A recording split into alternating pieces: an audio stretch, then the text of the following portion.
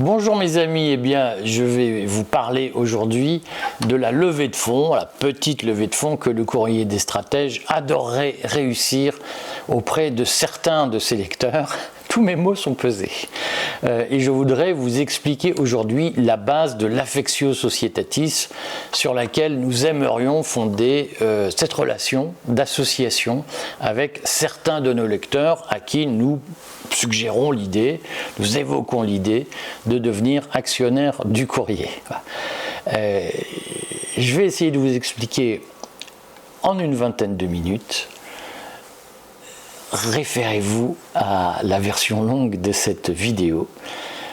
Pourquoi vous pourriez devenir actionnaire du Courrier des Stratèges et aussi quel type d'actionnaire nous recherchons pour nous aider à nous développer et à améliorer les services que nous rendons à nos lecteurs. Alors, dans un premier temps, je voudrais vous expliquer ce qu'est la notion d'Affectio Societatis, puisque en réalité, nous avons commencé à tâter le terrain sur cette question de levée de fonds, et j'ai bien vu qu'il y avait des interprétations extrêmement différentes sur le sujet dans les réactions que nous avons enregistrées sur le fil Telegram Restez Libre, avec lequel nous correspondons avec une partie de la communauté de nos lecteurs, ce qui nous permet d'avoir une relation privilégiée avec vous. Alors, je voudrais commencer par vous expliquer dans les grandes lignes ce que nous avons en tête. Donc, la levée de fonds que nous avons l'ambition de réussir valorise le titre à 1 million d'euros.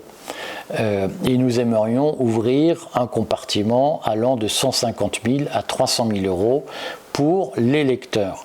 Ça signifie que la société sera a priori en commandite par action, même si ce n'est pas complètement arbitré, et le capital sera variable et nous appellerons progressivement le capital jusqu'à hauteur de 1 million. Pour que ce soit clair, le reste du capital sera détenu par Éric Verhaeghe, c'est moi, je serai actionnaire majoritaire, avec un apport essentiellement en industrie. Quand j'ai créé le Courrier des Stratèges, il ne valait rien. Et c'est d'abord, si vous me permettez de le dire, les opérations de développement que j'ai menées qui lui ont donné de la valeur. Et cette valeur s'est enrichie, accrue avec l'intervention d'Édouard Husson, qui fait aussi un apport en industrie, et avec celle de Richard Krieger, qui est le community manager du site, qui fait aussi un apport en industrie, et évidemment l'apport de quelques autres qui seront des associés, je dirais, également, mais à moindre part de l'opération. Par ailleurs, le courrier donc, a bénéficié d'investissements que j'ai fait personnellement avec ma cagnotte personnelle, en tout cas que j'ai apporté à titre personnel dans cette affaire, et le courrier bénéficie aussi d'apports d'expertise d'experts extérieurs qui auront la vocation, au titre de cet apport en industrie, à être actionnaire du courrier. Mais le capital social de base sera essentiellement constitué d'apports en industrie et les apports que je fais en trésorerie ont vocation à être transformés en parts de détention du titre. Et d'ailleurs, si aujourd'hui certains peuvent avoir envie de devenir actionnaire du Courrier des Stratèges, c'est aussi parce qu'il a une valeur qui lui a été donnée par des gens qui sont là et qui donc assez légitimement seront détenteurs d'une majorité du capital. Maintenant, pour accompagner le développement du courrier, nous avons besoin d'un certain nombre de mises de fonds, je dirais, que je situe entre 150 000 et 300 000 euros. Et c'est cette levée que nous aimerions réussir avec vous en vous expliquant progressivement les règles du jeu. Alors bien entendu, je ne vais pas tout dire aujourd'hui, puis je ne vais pas tout dire à tout le monde parce que certains ne sont absolument pas intéressés par ce que je vais dire.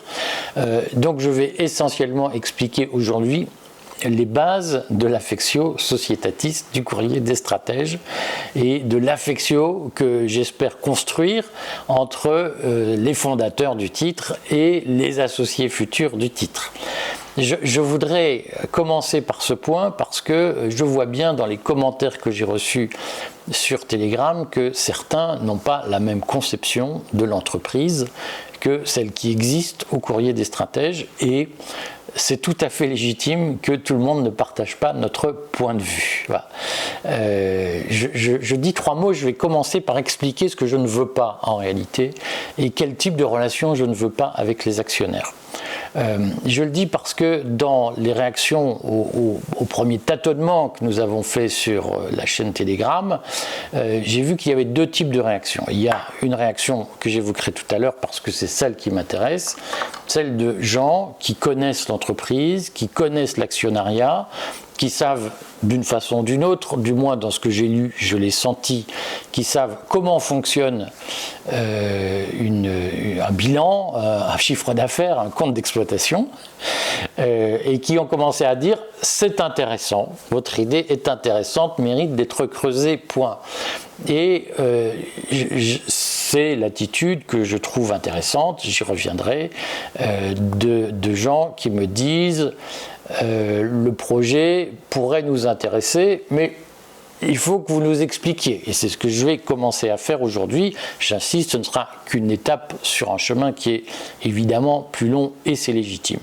Je voudrais écarter ceux qui ont réagi autrement et qui m'ont dit « il faut faire une coopérative ». Alors, je vais vous lire une des 2 réactions. Il y en a une autre que j'ai effacée parce que, en gros, j'ai eu « si vous ne faites pas une coopérative, c'est que vous êtes un propagandiste ». Alors là, moi, je ne veux pas d'actionnaire débile, je le dis clairement, qui m'explique que si je ne suis pas d'accord avec lui, c'est parce que je suis le mal sur Terre. Alors, vous avez tout à fait le droit de penser, je vous reconnais pleinement le droit de penser que si on crée une entreprise qui n'est pas coopérative, c'est qu'on est quelqu'un de pas bien. Bah, c'est votre droit le plus strict. Voilà. Mais je ne veux absolument pas bosser avec vous. Je ne peux pas vous le dire autrement. Et je voudrais commencer par ce point, c'est que la valeur fondamentale qui, moi, me pousse à faire de la presse et à écrire tous les jours, la valeur fondamentale, c'est que je veux vivre dans un monde où je choisis mon job. Voilà. Et où personne ne vient me dire tu dois faire tel truc, pas tel truc. Voilà.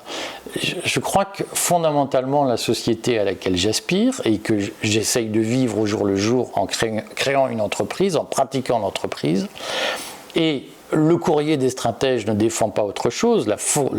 L'intentionnalité du courrier des stratèges, c'est de promouvoir une société où les gens sont libres de choisir leur job, leur activité du matin, leur activité du soir, et où personne ne vient leur dire ça doit être comme ça, t'as pas le choix, sinon t'es un salaud. Voilà. La valeur fondamentale du courrier des stratèges est d'être un média qui propose des analyses et des éclairages conformes à une intention de liberté. C'est ça le courrier des stratèges. Et c'est pour ça que j'écris, c'est parce que j'ai envie de défendre cette société-là. Et donc, c'est exclusif d'actionnaires qui viennent m'expliquer qu'une entreprise, c'est forcément une coopérative, sinon je suis un salaud, c'est pas possible. Voilà. Je ne veux pas de ça. Et donc, ce que j'aime bien dans le capitalisme, c'est qu'il y a une liberté du marché. Et c'est pour ça que le courrier des stratèges défend le capitalisme, et c'est pour ça que le courrier des stratèges est libertarien. C'est parce que il considère qu'il faut de tout pour faire un monde. Je pense qu'il faut de tout pour faire un monde. Il faut des gens qui disent la coopérative c'est l'alpha et l'oméga, sinon vous êtes tous des salauds. Ça ne me gêne pas que ces gens-là le pensent et même le disent. Simplement, je suis pour que dans ce monde, il y ait aussi des gens qui pensent autrement, s'expriment autrement, et qu'on ne les cloue pas au pilori parce qu'ils ne pensent pas que la coopérative est l'alpha et l'oméga de tout. Et la société pour laquelle le courrier des stratèges se bat, c'est une société où ceux qui aiment la coopérative ont le droit de l'aimer, ils ont même le droit de l'aimer aveuglément, mais ceux qui aiment autre chose ont aussi le droit d'aimer autre chose, dès lors que ça ne met pas en danger la liberté d'autrui.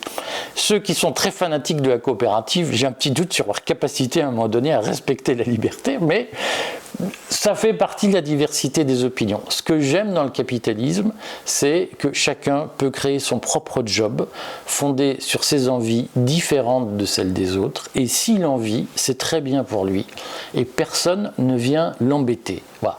C'est ça, c'est ce projet de société que le Courrier des stratèges défend.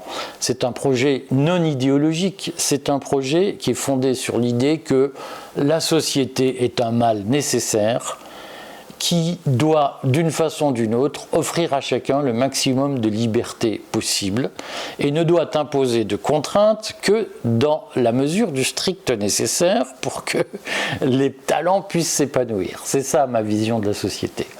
Donc je n'ai pas envie d'avoir d'actionnaire qui vient avec une idée que je juge personnellement totalitaire, c'est-à-dire l'idée que eh bien, la liberté de choisir son job, c'est fini. Maintenant, il y a des règles, il y a des règles morales et on n'a plus le droit de créer son boîte, on n'a plus le droit on doit rentrer dans des coopératives, sinon on a des... Je ne veux pas d'actionnaires de ce genre. Et pour une raison simple, c'est que je n'ai pas d'affection pour ces gens-là. Je respecte leur point de vue, je ne dis pas que j'ai raison, je dis juste que ce n'est pas ma façon de voir les choses et que ce projet-là ne me semble pas compatible avec les valeurs du Courrier des stratèges.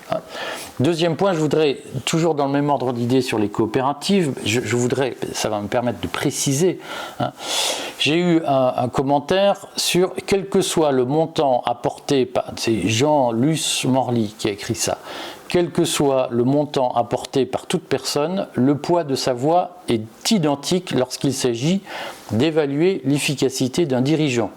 C'est donc une garantie de démocratie. Voilà. Alors, il a écrit d'autres choses et il me parle de la société informationnelle, idée pour l'autogestion. Je voudrais répondre à ça parce que je crois que là aussi, il y a un malentendu sur les fondements de l'affectio societatis que le Courrier des stratèges propose. Donc, d'abord, je vais prendre la fin de la phrase. Une garantie de démocratie. Alors, moi, je pense qu'une entreprise, ce n'est pas une démocratie.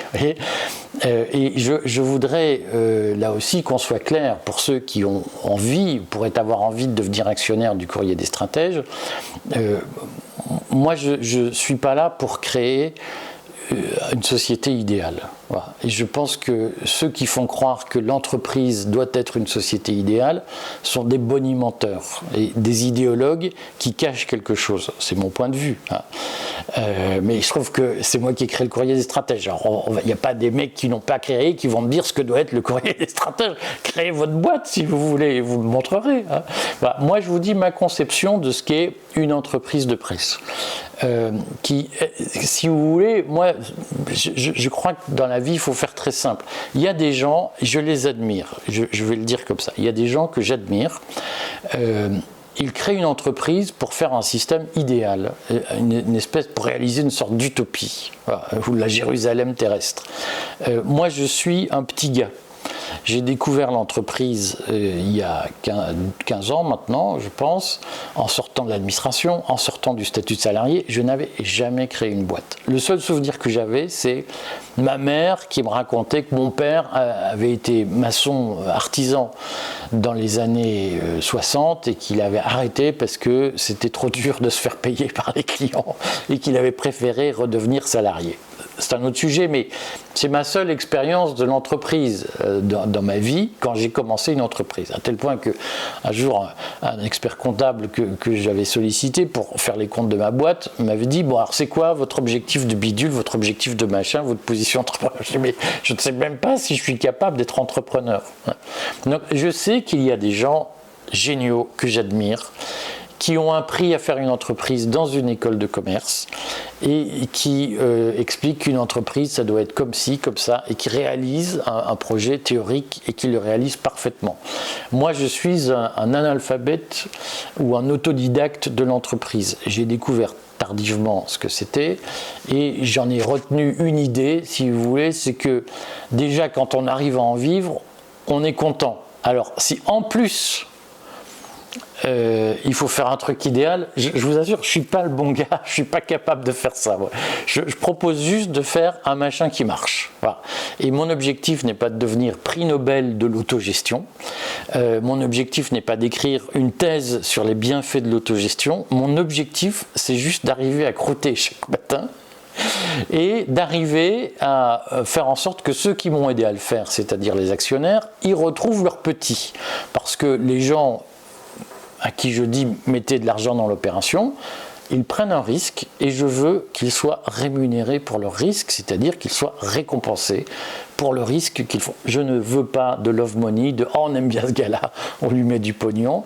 Je veux juste des gens qui se disent le courrier des stratèges va marcher et j'entre dans la combine parce que j'en retirerai un bénéfice. C'est pour moi la façon la plus digne de traiter les gens. Voilà. Moi, je viens d'un petit milieu.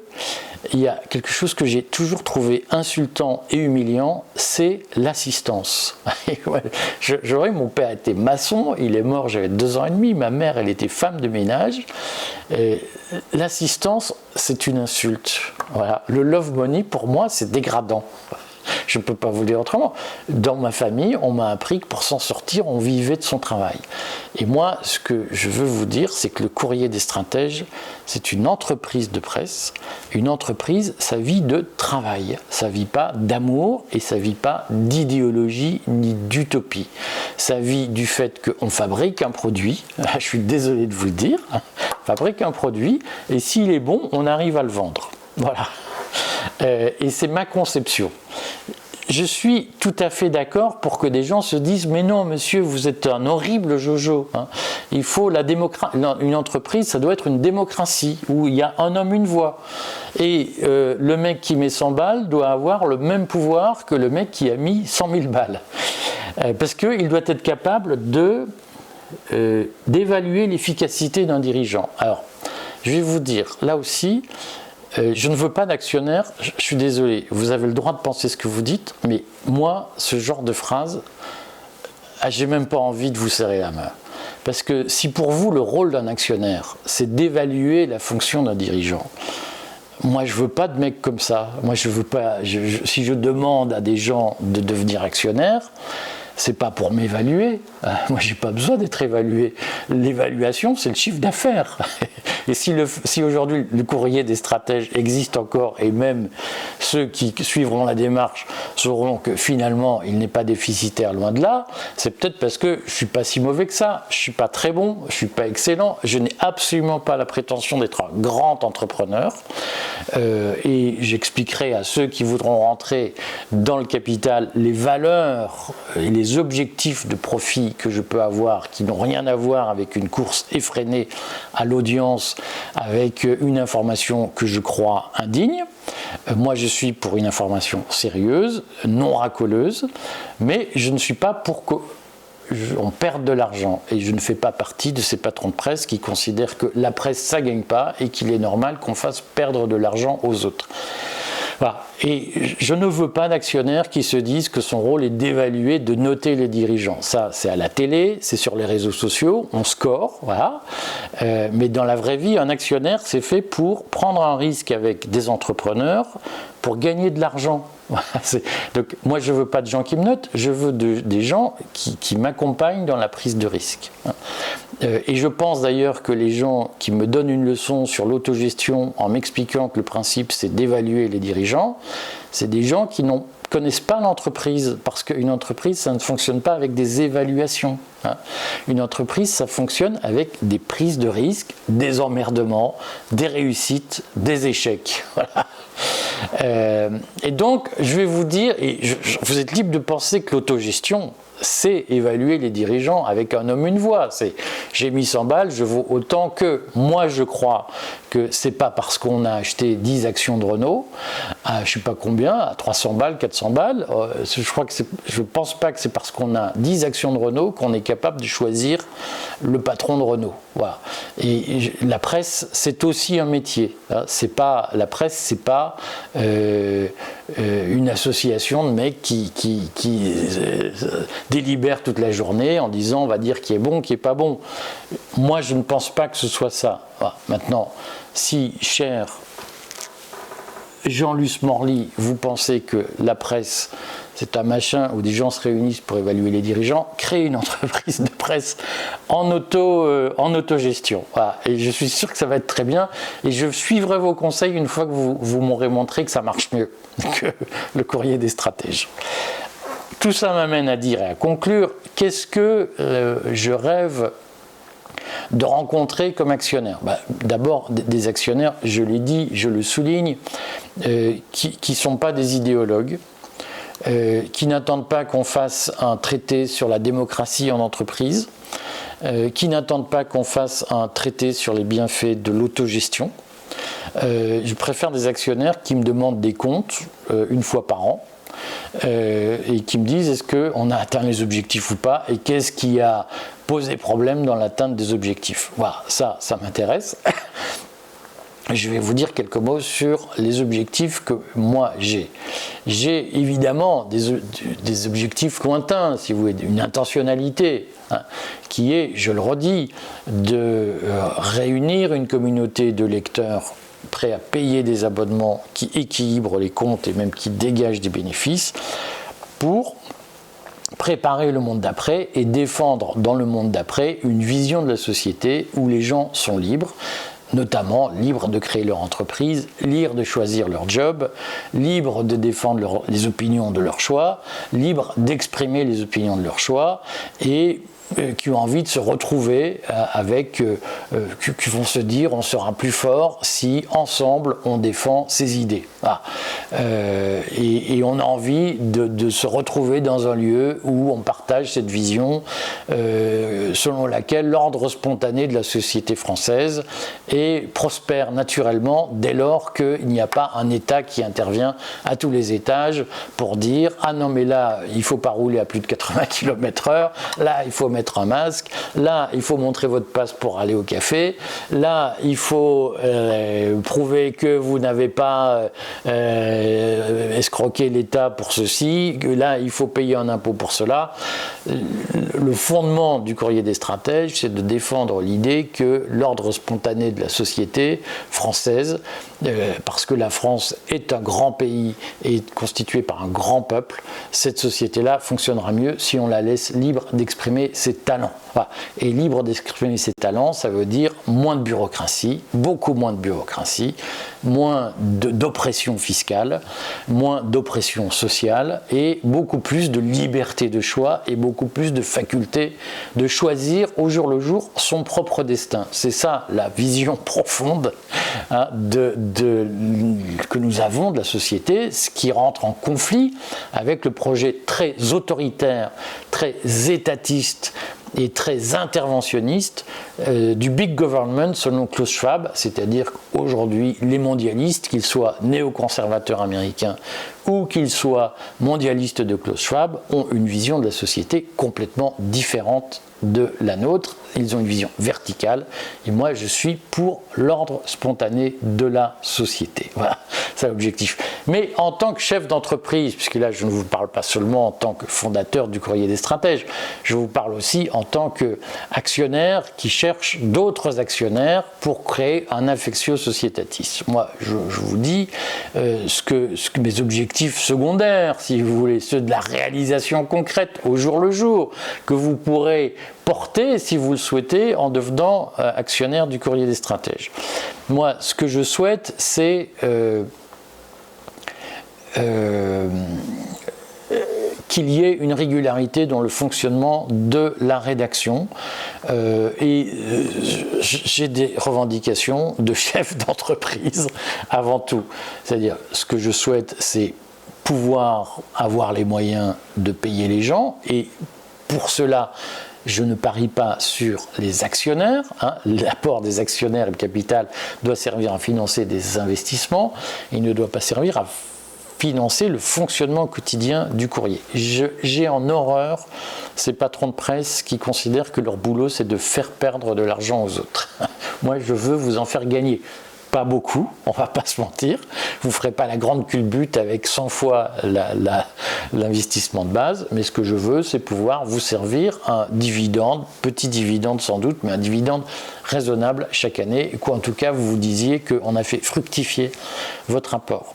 Et pour cela, j'ai des objectifs très simples, de faire des recrutements de gens compétents qui travaillent. Je sais que c'est une insulte ou un gros mot d'extrême droite pour beaucoup, mais l'objectif est d'avoir une norme sociale élevée dans l'entreprise, telle que je la pratique chez Tripaleo, c'est-à-dire des gens bien payés, bien traités, mais qui travaillent et qui dégagent du résultat. C'est ça l'objectif fondamental. Et dans cette logique, je crois que la relation avec les actionnaires, elle doit être fondée sur plusieurs principes. Celui de la transparence, transparence sur les chiffres, mais transparence aussi sur les intentions et sur les stratégies. Séparation des pouvoirs. Une rédaction n'est pas faite pour être confondue avec une assemblée générale d'actionnaires, et ce n'est pas parce qu'on est actionnaire que l'on a autorité pour décider au jour le jour de la ligne éditoriale du courrier des stratèges. Il y a, et c'est un principe d'indépendance de la presse, une différence fondamentale entre le rôle d'actionnaire et le rôle de membre de la rédaction. Donc il y a, de mon point de vue, une étanchéité entre ce que les actionnaires décident en assemblée générale d'actionnaires et la ligne éditoriale du courrier. Il faut en avoir bien conscience. Et là-dessus, je suis, croyez-moi, très à cheval, puisqu'on m'a proposé à plusieurs reprises d'entrer, de financer le courrier, et j'ai toujours refusé de l'argent de gens qui m'expliquaient qu'ils allaient influencer la ligne éditoriale. Ça ne signifie pas que à un moment donné, il n'y a pas un compte-rendu, mais ce compte-rendu sur la ligne éditoriale, il est fait à partir de chiffres d'évaluation de l'action et pas à partir du désir de chacun. Ah, vous pourriez plutôt dire ceci ou plutôt dire cela. Et troisième chose, je crois que l'affectio societatis, il repose aussi sur un principe fondamental qui est celui de l'écoute réciproque. Il ne s'agit pas d'évaluer les gens, il ne s'agit pas de voter en permanence comme aux soviets. Il s'agit d'avoir des moments de dialogue stratégique pour la conduite de l'entreprise. Tout ça, ça signifie que le courrier des stratèges s'assume comme entreprise, il est transparent sur l'origine de ses fonds, il est transparent sur son indépendance financière, mais il s'assume comme entreprise dont l'objectif est de dégager du profit. On sait tous que la presse, ça ne dégage pas de profits colossaux, mais l'objectif est quand même au moins de ne pas perdre d'argent. Voilà. Sur cette base-là, si vous le souhaitez, nous n'hésiterons pas à vous solliciter. On fera un courrier circulaire, vous aurez la faculté d'y répondre pour nous dire si oui ou non ce projet vous intéresse, et on précisera à ce moment-là les modalités financières du projet. Merci à tous.